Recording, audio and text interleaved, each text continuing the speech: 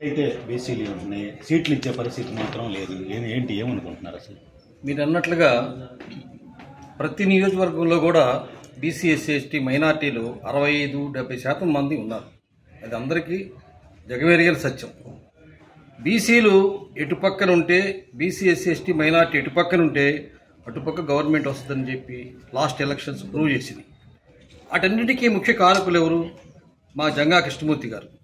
ఆయన BC cell చీఫ్గా ప్రతి జిల్లా తిరిగి ఆ బీసీలకి చైతన్యం చేసి మనకందరికి కూడా మీరందరూ కూడా చైతన్యవంతులయ్యి మనకి వైఎస్ఆర్సీపీని గెలిపించాలని చెప్పి ఆయన యొక్క టూర్ వలన ఈ స్టేట్లో ఉన్నటువంటి అత్యధిక శాతం బీసీ ఎస్సీ ఎస్టీ మైనార్టీ వైఎస్ఆర్సీపీకి అనుకూలంగా ఓటేయటం వల్లనే 151 సీట్లు వచ్చిందని చెప్పి మీ అందరికీ తెలుసు, అధినాయకత్వానికి తెలుసు, నాయకుడికి తెలుసు. ఈ విషయాన్ని ముఖ్యంగా బీసీలు అంటే ఏముందిలే కరేపాకు వాడుకొని వదిలేద్దామన్న ఉద్దేశం భావనలో ఉన్నారు రాజకీయ పార్టీలు అన్నీ కూడా. దానికి ఉదాహరణ 56 కార్పొరేషన్లు ఇచ్చారు.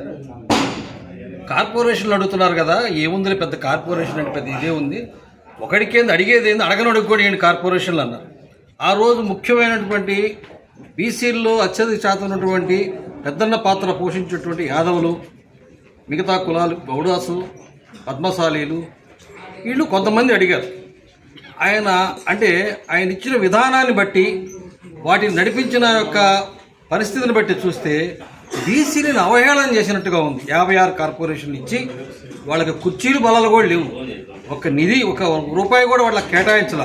1 సంవత్సరం అయిపోయింది, 2వ సంవత్సరం ఎక్స్టెండ్ చేశారు. ఫస్ట్ సంవత్సరం కారుకు బ్రహ్మాండంగా పెట్టుకొని తిరిగారు, తర్వాత 2వ సంవత్సరం మాత్రం ఎవరు కనపడలేదు, ఆ చైర్మన్లు కూడా కనపడతలేదు. అటువంటి బీసీలను ఎంత ఎగతాళి చేశారు. దీనికి సరైన గుణపాఠం మేము తప్పనిసరిగా బీసీ ఎస్సీ ఎస్టీ మైనార్టీలు ఈ ప్రభుత్వానికి చూపిస్తారు. మా అధినాయకుడైనటువంటి ఒక కులానికి మా బీసీల్లో పెద్దన్న పాత్ర అయినటువంటి యాదవ కులానికి స్టేట్ వైడ్ నాయకుడైనటువంటి మా కృష్ణమూర్తి గారికి కానీ సీటు ఇవ్వకపోతే దాని యొక్క పరిణామం స్టేట్ వైడ్గా తీవ్రతరంగా ఉంటుందని హెచ్చరిస్తూ ఉన్నాం. అంటే మంత్రి పదవి ఇస్తారన్నారు, కానీ 5 ఏళ్ళు గడిచిపోయింది. అది ఆయన ఓపెన్గా పబ్లిక్ మీటింగ్లో చెప్పాడు. ఆ రోజున జంగన్నకి నేను ఇక్కడ సీటు ఇవ్వలేకపోతున్నాను, కానీ ఆయనకి సముచిత స్థానం ఇచ్చి నా పక్కన కూర్చోబెట్టుకుంటానన్నారు. ఓకే, దాంట్లో హాఫ్ కోరిక నెరవేరింది. సముచిత స్థానం అంటే అసలు ఎమ్మెల్సీ పదవి ఇచ్చారు. మరి పక్కన ఎక్కడ కూర్చోబెట్టుకున్నారు? అసలు పక్కన కూర్చోబెట్టుకోవడం కాదు కదండి, ఇవాళ లోపలికి వెళ్ళడానికి ఇంటర్వ్యూ ఇవ్వట్లేదు ఎవరికి. ఈ మధ్య బయటకు వచ్చిన పెద్దలందరూ చెబుతున్నారు, ఒక్కొక్కళ్ళు బయటపడుతున్నారు, ఆయన ఇంటర్వ్యూ దొరకదు మాకని చెప్పి. ఇప్పుడు ఆఖరికి ఎటువంటి పరిస్థితి వచ్చిందంటే, ఆ విధంగా స్టేట్ వైడ్గా తిరిగినటువంటి ఒక బీసీ అధినాయకుడికి నీకు ఇవాళ సీటు వచ్చే పరిస్థితి లేక బాధపడే స్థితి ఏర్పరిచారంటే ఇది యొక్క బీసీ ఎస్సీ ఎస్టీ మైనార్టీ యొక్క మనోభావాలని మీరు దెబ్బతీసినట్లుగా భావిస్తాం. దాని యొక్క పరిణామం చాలా తీవ్రతరంగా ఉంటుందని హెచ్చరిస్తూ ఉన్నాం. ఎమ్మెల్యే సీటు సాధించే అవకాశం లేదంటే ఎలా మీ ఆగ్రహం చూపిస్తారు? అది అందరి యొక్క ఆత్మీయ సమావేశం ఏర్పాటు చేసుకుని దాంట్లో భాగంగానే ఈరోజు యాదవుల యొక్క పెద్దలతో సమావేశమై వాళ్ళ అందరితో చర్చించి వాళ్ళ ఒపీనియన్ తీసుకున్నారు. అట్లానే ఇందాక వారు తెలియపరిచారు, మిగతా పెద్దలు అయినటువంటి గురిజాల నియోజకవర్గంలో ఉన్నటువంటి మిగతా బీసీ ఎస్సీ ఎస్టీ మైనార్టీ మిగతా పెద్దలందరితో కూడా చర్చించి తదుపరి నిర్ణయం తీసుకుంటామని మీకు తెలియపరిచారు ఇందాకనే. Thank you. మా యాదవ సమాజం యాదవుల యొక్క ముద్దుబిడ్డ, యాదవ యొక్క ముద్దుబిడ్డ, మా యాదవ జాతి యొక్క ముద్దుబిడ్డ మా జంగా కృష్ణమూర్తి గారు స్టేట్ వైడ్ లేదు, అన్ని బీసీ కులాలను కలుపుకొని రాష్ట్రం మొత్తం తిరిగారు. బీసీ కులాలన్నింటికి నాయకత్వం వహించారు. 2019లో రాజ్యాధికారాన్ని అందించారు వైఎస్ఆర్సీ పార్టీకి. ఈరోజు మా యాదవ జాతి ముద్దుబిడ్డకి పార్టీ టికెట్ లేదు అంటే మాకు చాలా బాధగా ఉంది. దీని మీద మా యాదవ సమాజం బీసీ కులాలన్నీ కూడా ఒకసారి చర్చించుకొని ఆ నిర్ణయం ప్రకారం మేము నడుచుకుంటామని వాడుకొని వదిలేశారని మేము ఇప్పుడున్నటువంటి నిర్ణయం ప్రకారం ఇంకా అడుగుతూనే ఉన్నాడు. ఆ నిర్ణయం ప్రకారం ఏ నిర్ణయం తీసుకొని ఆ నిర్ణయానికి మేము జంగా కృష్ణమూర్తి గారు ఏ నిర్ణయం తీసుకుంటారో ఆ నిర్ణయానికి మా యాదవ కులం మా బీసీ కులం కట్టుబడి ఉంటామని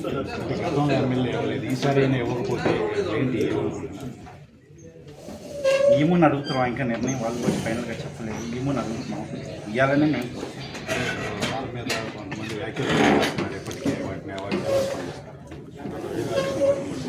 గంగా కృష్ణమూర్తి గారు ఇప్పుడు కూడా వైసీపీతోనే ఉన్నారు.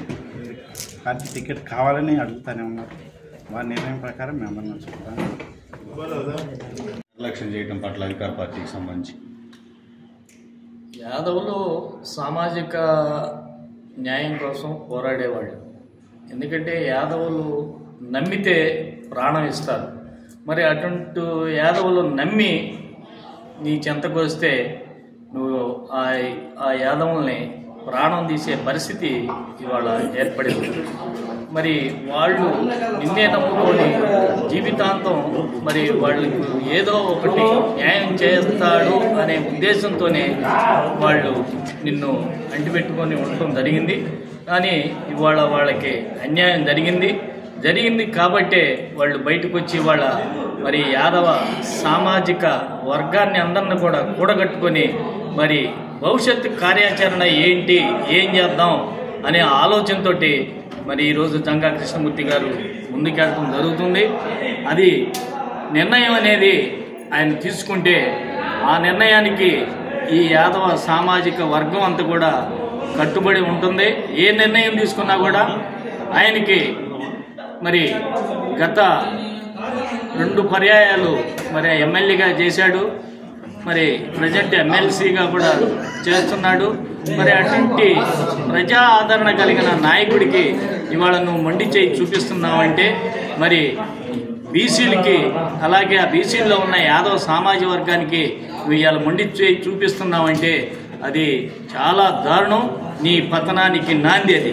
అంటే ఫెడరేషన్లు ఇచ్చాను, నేను చైర్మన్లు ఇచ్చాను అంటున్నారండి. ఫెడరేషన్ అనేది ఏర్పాటు చేశాడు, కానీ దాంట్లో నిధులు లేవు, మరి దాంట్లో కుర్చీలు లేవు, బల్లలు లేవు, ఆఫీసులు లేవు.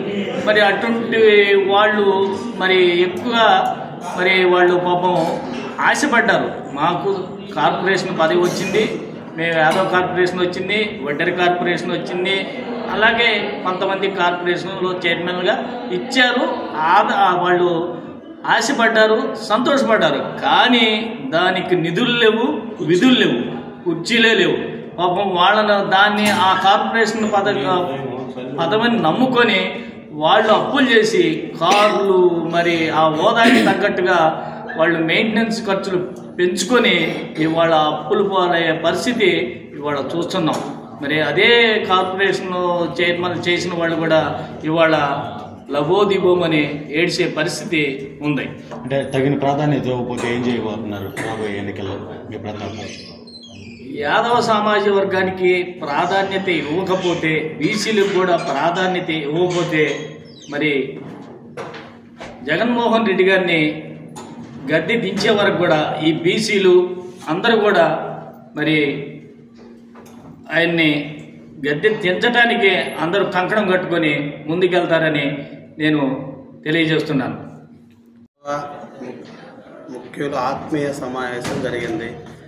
ఉమ్మడి గుంటూరు జిల్లాలో 3 పార్లమెంటు కాన్స్టిట్యున్సీలో ఒక్కొక్క పార్లమెంట్లో ఒక్కొక్క ఎమ్మెల్యే చొప్పున యాదవులకి సీటు కేటాయించాలని చెప్పేసి అట్లా కేటాయించిన పార్టీ పక్షాన యాదవులందరూ కూడా ఉంటారని చెప్పేసి ఏకగ్రీవంగా తీర్మానం చేయడం జరిగింది. అంటే అసలు ఇప్పుడు వరకు ఏమైనా న్యాయం జరిగిందా? అసలు ఎమ్మెల్సీ కృష్ణమూర్తి గారు కూడా అందులో భాగంగా ఏ పార్టీ అయినా సరే, ఏ పార్టీ అయితే యాదవులకి సీటు కేటాయిస్తుందో ఆ పార్టీ తరఫున యాదవులందరూ పనిచేయాలని చెప్పేసి ఇక్కడ యాదవ ఆత్మీయ సమావేశంలో నిర్ణయం తీసుకోవడం జరిగింది. జంగా కృష్ణమూర్తి గారికి కూడా ఆయన ఉన్న పార్టీలో ఖచ్చితంగా సీటు వస్తుందని ఆశిస్తున్నాం. ఇంకా పైన కాలేదు.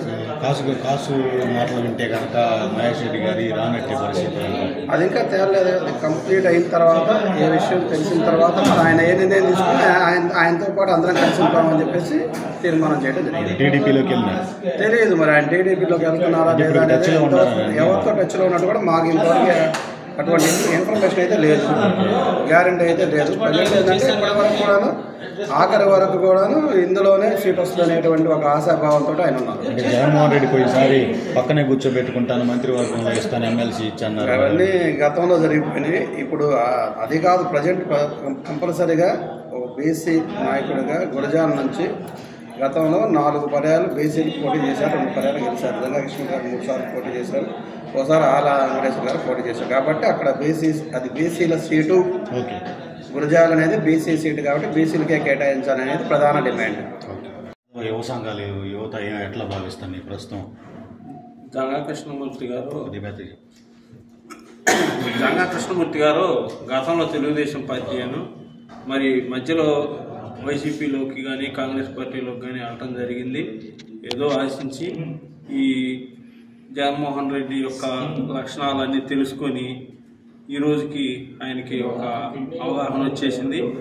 మరి నాకు తెలిసినంత వరకు మాది నారాకోడూరు గ్రామం, తోట శ్రీనివాసరావు నా పేరు. మరి నాకు చిన్న వయసులోనే తెలుగుదేశం పార్టీ ద్వారా Guntur market yard vice chairman ఇవ్వటం జరిగింది. మరి అదేవిధంగా చేబ్రోలు మండల ఎంపీపీగా చేశాను బీసీ కోటాలో. మరి ప్రజెంట్ నారాకోడూరు గ్రామ సర్పంచ్గా ఉన్నాను. ఇవన్నీ కూడా తెలుగుదేశం పార్టీ ద్వారా వచ్చిన పదవలేదు. నాతో పాటు నా ఒక్కడికని కాదు, మరి మన జంగా కృష్ణమూర్తి గారు ఏ పార్టీలో ఉన్నా కానీ తిరుపతి దేవస్థానం చైర్మన్ వచ్చిందని మేము అందరం కూడా చాలా సంతోషపడ్డాము. కానీ వాళ్ళ సామాజిక వర్గాన్ని కట్టబెట్టుకున్నాడు. అదేవిధంగా తెలుగుదేశం పార్టీలో అయితే బీసీలకి న్యాయం జరిగిద్దని మా నమ్మకం. అదేవిధంగా జంగా కృష్ణమూర్తి గారు కూడా ఖచ్చితంగా తెలుగుదేశం పార్టీలోకి వస్తాడని, ఆయనకి మంచి రాజకీయ భవిష్యత్తు ఉండిద్దని మేము ఆశిస్తున్నాము. అదేవిధంగా జరగాలని కోరుకుంటున్నాము. గతంలో మెజారిటీ బీసీ సామాజిక వర్గాలు, ముఖ్యంగా యాదవ సామాజిక వర్గం ఎన్టీఆర్ టైం నుంచి టీడీపీని భుజాన వేసుకున్న పరిస్థితి. మొన్న జగన్మోహన్ రెడ్డి బీసీ సభ పెట్టి కొన్ని వరాలు ఇస్తున్నాను, నేను అందరిని హక్కు చేర్చుకుంటానని చెప్పి అవన్నీ అబ్బోత కల్పనలో జనం నిజమని నమ్మారు. ఒక్క ఛాన్స్ అని చెప్పి అన్నారు. వాస్తవంగా 1983లో ఎన్టీ రామారావు గారి పార్టీ తెలుగుదేశం పార్టీ పెట్టిన తర్వాత యాదవ్లకు చాలా ప్రాముఖ్యత ఇచ్చారు. మరి యనమల రామకృష్ణుడు గారు కానివ్వండి, ఇంకా తలసాని శ్రీనివాస్ యాదవ్ గారు కానివ్వండి, కృష్ణ యాదవ్ గారు కానివ్వండి, ఇట్లా అనేక రకాలైనటువంటి వాళ్ళందరికీ కూడా చాలా ప్రాముఖ్యత ఇచ్చారు.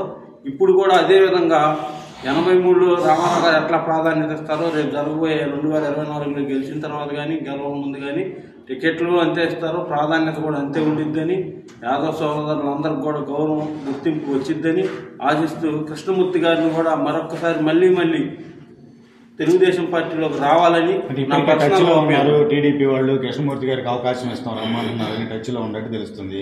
జగన్మోహన్ రెడ్డి మాత్రం ఆయనకి సీట్ ఇవ్వకుండా అవమానపరిచాడు అనేటటువంటిది వాదన. ఏంటి దీనికి ఏం చెబుతారు? అంటే వాస్తవంగా అయితే మరి ఏం జరుగుతుందనేది పూర్తిగా తెలియదు. ఇదన్నీ అవగాహన మాత్రమే.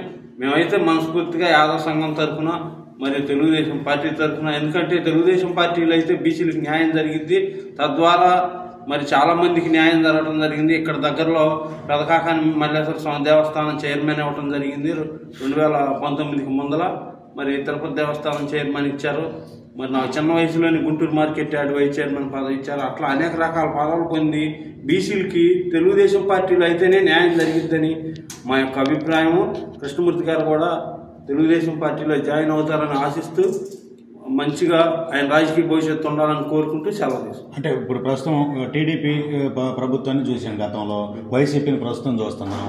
బీసీలకు వాళ్ళు పదవులు ఇచ్చారనుకుంటే, వీళ్ళు ఇచ్చారనుకుంటే స్వేచ్ఛ కొంత అవన్నీ నామమాత్ర పదవులు, ప్రాధాన్యత. వైసీపీలో ఇచ్చినటువంటి పదవులన్నీ నామమాత్ర పదవులే. కార్పొరేషన్ చైర్మన్ అని దిష్టి బొమ్మలా కూర్చోబెట్టారు.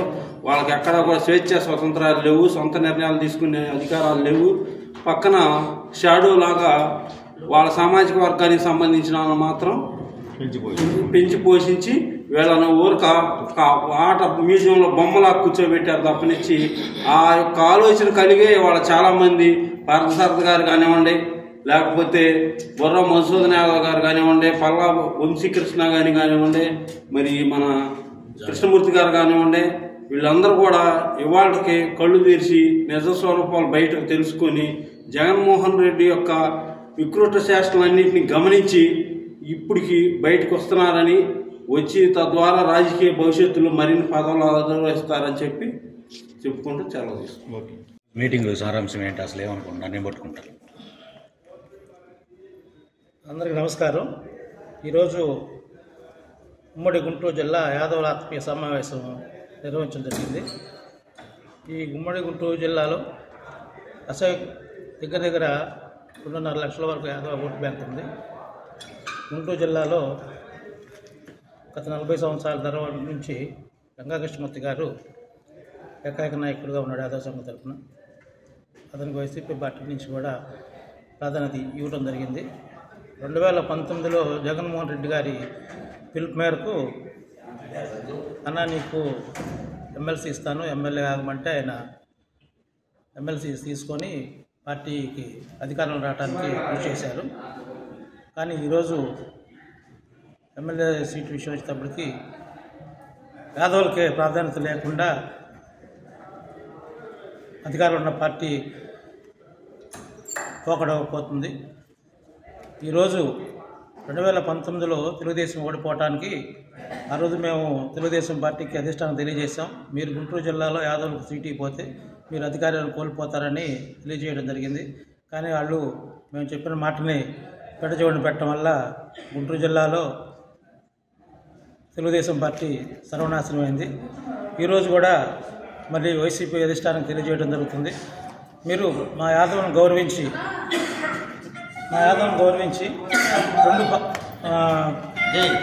ప్రతి పార్లమెంట్ కాన్స్టిట్యున్సీలో ఒక యాదవుడికి సీట్ ఇచ్చి యాదవులు మీకు వైపు ఉన్నారు. మీరు యాదవ్ కార్పొరేషన్ ద్వారా కానీ మీరు చేస్తున్న అభివృద్ధి కార్యక్రమంలో కానీ యాదవులు మీ వైపు ఉన్నారు. కాబట్టి ప్రతి పార్లమెంట్ కాన్స్టిట్యున్సీలో ఒక యాదవుడికి సీటు ఇవ్వాలి. అదే నర్సరావుపేట పార్లమెంట్లో మా యాదవులకి క్రూరుడైనటువంటి మా యాదవ్ సీనియర్ లీడర్ అయినటువంటి కార్మిక నాయకుడు అయినటువంటి జంగా కృష్ణమూర్తి గారికి సీట్ ఇచ్చి యాదవ్ జాతిని గౌరవిస్తారని చెప్పేసి కోరుకోవడం జరిగింది. ఈ మీటింగ్ అపాయింట్మెంట్ ఇవ్వట్లేదంట కదా జగన్ గారికి అపాయింట్మెంట్ అనేది అది ఉట్టి మాట అండి. మాకు తెలిసిన ఇన్ఫర్మేషన్ ఏంటంటే అలా మీకు నేను చాలా గౌరవించాను, మీకు ఎమ్మెల్సీ ఇచ్చాను, మీ అబ్బాయిని డిప్యూటీషన్ చేయడం జరిగింది, మీకు ఒక అబ్బాయిని సర్పంచ్ చేయడం జరిగింది. పార్టీ అధికారంలోకి వచ్చిన తర్వాత తగిన న్యాయం చేస్తానని చెప్పేసి జగన్ గారు మాట ఇచ్చారని చెప్పేసి మాకు పార్టీ ఆఫీసులోంచి ఇన్ఫర్మేషన్ ఉంది.